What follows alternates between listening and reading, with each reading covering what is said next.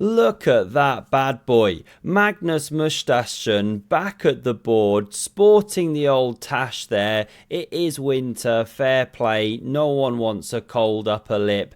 And he's down in London. It's been raining a lot here, my neck of the woods. It's the Speed Chess Championship finals. He's playing against this guy. Sorry, wrong graphic. This guy who knocked out Hans Niemann. His name's Denis Lazovic. What an exciting player he is.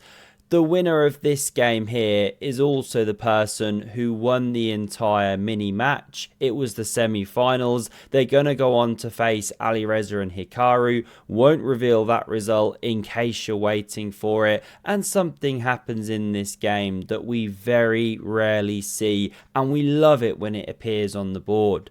Magnus with white, he opens with d4, Denis going knight f6, clock times on the left here, 5 minutes each, plus a second back per move. They are live in the studio, but they're playing online on the computer right opposite each other. Let's dive in. The opening is highly exciting because we get a King's Indian defense. You don't see it a lot at the top level because black tends to get smashed, right? You're giving the center here. I've been playing pawn h3 lately. Why? Because Lotus Chess told me to. It's an incredible app. The link is down in the description. Do give it a go. It feeds you through the moves and they just stick in your head. It's like a Matrix level knowledge download. So good. Highly recommend it. Check it out below. But Magnus doesn't go h3. He puts the knight on f3, playing super orthodox here. Bishop e2. Black strikes at the centre. Magnus castles. This is all theory. But the main move is plonking the knight on c6. And then bishop e3 is the main response. But in the game, we get rook e8. Major sideline here. Not nearly as many games. You know, you're taught to get your bits out, but fine. Magnus now voluntarily closes the centre. Understandable, with the rook now just staring at a pawn. Not here to support f5 in a hurry. Now we see a5, securing the knight outpost. Magnus whispers anyone for a knight manoeuvre, and this one enters the game. It's spinning round. Knight d3, really common idea. Placement of the knight to support c5 later, but Magnus's play is weird right now. Watch this. First we see b6, go into major clampdown on this important c5 square. Now bishop e3, we see bishop d7, both players getting their bits out. It's what you should always do at the chessboard. And now a strange move. You know, normally white's going, say, b3, a3, then b4, bit of queen c2 action or something. You just slowly prepare the queenside pawn breaks. But Magnus plays pawn a4, the mysterious rook move. And it's so strange because you just shut down all of the white pawn breaks over here. So then where's your play when you know that black's about to come at you on the king side? Let's see what happens. King h8 from D-Lads. Looking to maybe spin the knight into here. Looking crazy weird, but it can support bishop h6. Swap these off. That's advantageous for black when the bishop's staring at the pawn. Rook a3 from Magnus in response. He whispers, do you even rook lift, bro? I mean, look at him. He's in incredible shape right now. Got the dad bod going on, but with some muscles. Now we see queen e7. h3, okay. Rook f8, sliding back. We see what's on the way. Queen d2 now, and knight g8. That strange looking maneuver unleashes the f-pawn.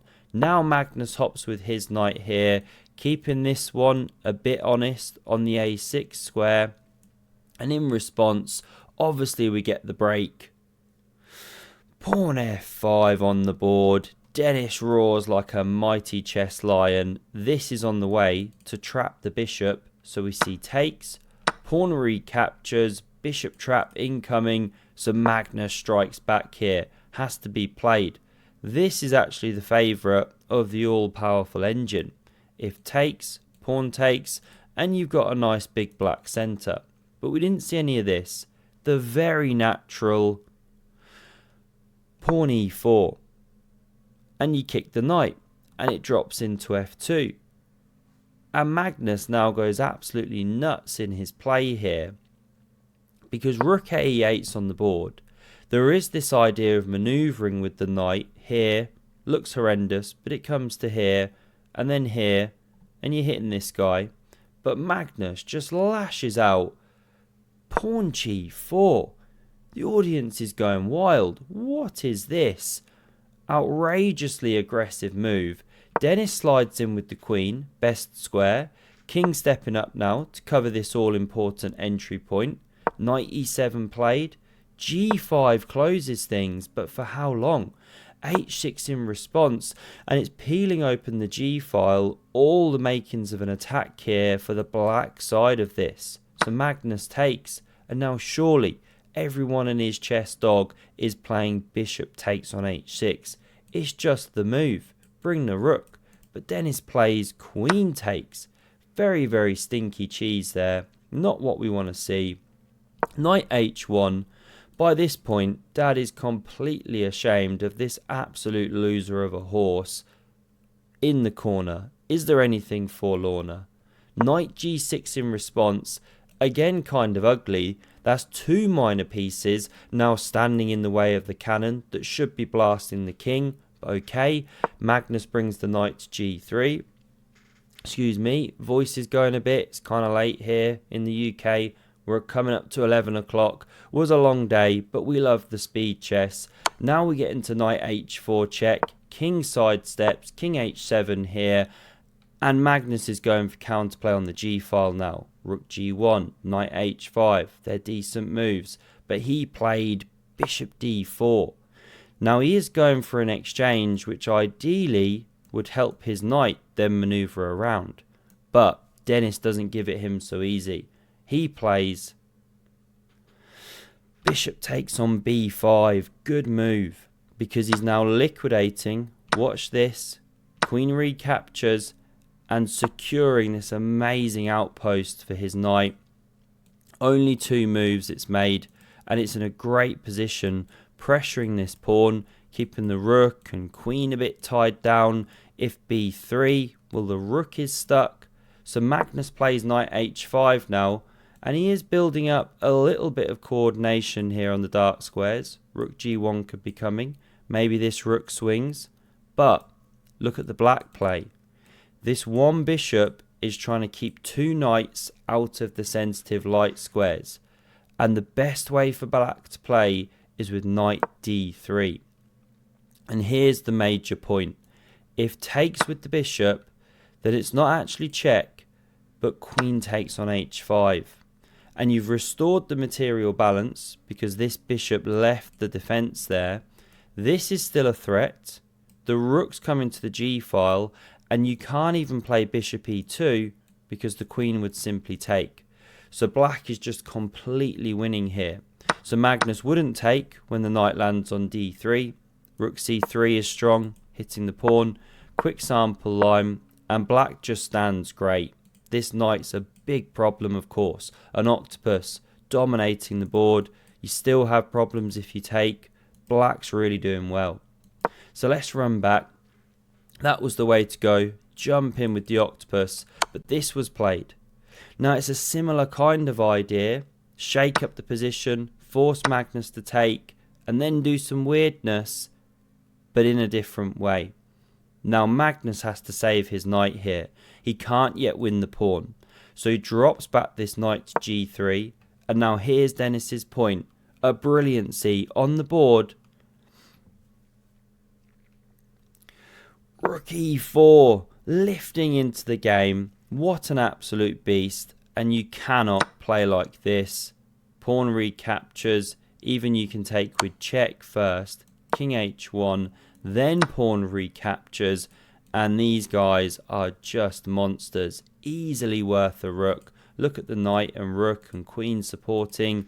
Look at the king. Awful. Unplayable. So Magnus drops back into f2. He's hitting this pawn. F pawn dropping. But F pawn dropping in response. Tons of pressure down the f-file now.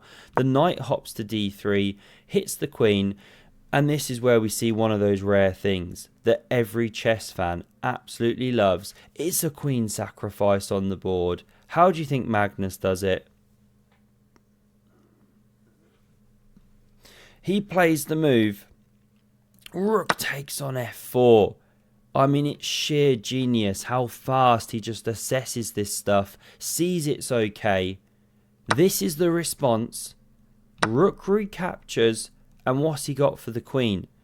A rook, a knight. Does he have an extra pawn? Doesn't even have an extra pawn. It's just rook and knight. Both have got exposed kings. But he's absolutely dead correct. This is fine for white. It's apparently level, but it's actually slightly trickier for black to play due to the nature of this exposed king. No pawn cover at all, and Dennis goes immediately wrong. Queen g5 was the best move. It just keeps up some pressure on the f4 rook. But queen h5 played. Now it looks like you can immediately play this right. Win the queen, but this is no good. Queen takes, knight takes, rook takes check, king goes, and this is a lost endgame. Rook against knight, pawn's going to be munched. So let's run back.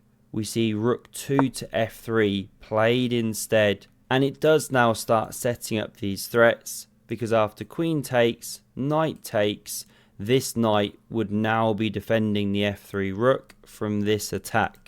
But anyway, it's very difficult for Dennis to fight against this. He finds the best move with rook f7. Still Magnus can play rook h4 now as a good move, but he plays this incredible kind of just time out move to solidify his pawn structure. Pawn b3. I mean, it's really masterful play. Just so chill, knowing the advantage is still there. King g8 is the best move, and the game rumbles on, with white being slightly better. But in the game, we saw king h8. Just a terrible move. What is it? Was it even a mouse slip? I don't know. It's just really, really bad, because it does nothing to fight against rook h4, of course.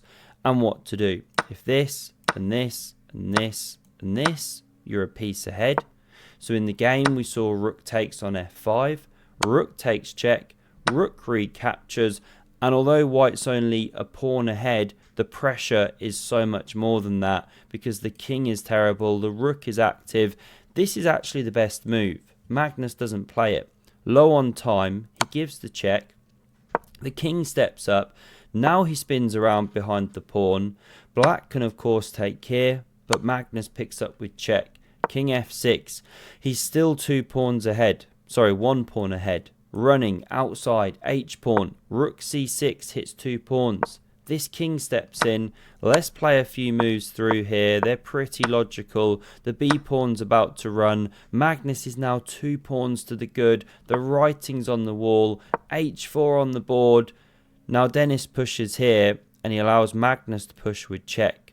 What if he'd stepped in with the king? Sort of preparing to escort this, maybe keeping an eye on this. Well, here's a quick sample line. Distract the king, and you can just really, really slowly push the white pawns, because the white king always steps in way too fast to cover the d-pawn. You get something like this, where they're just unassailable.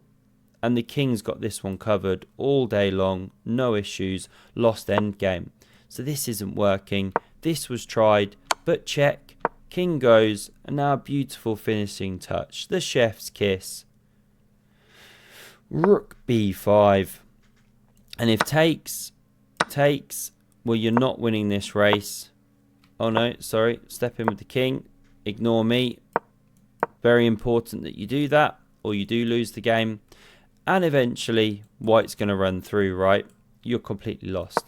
But you do have to step in with the king in a couple of variations.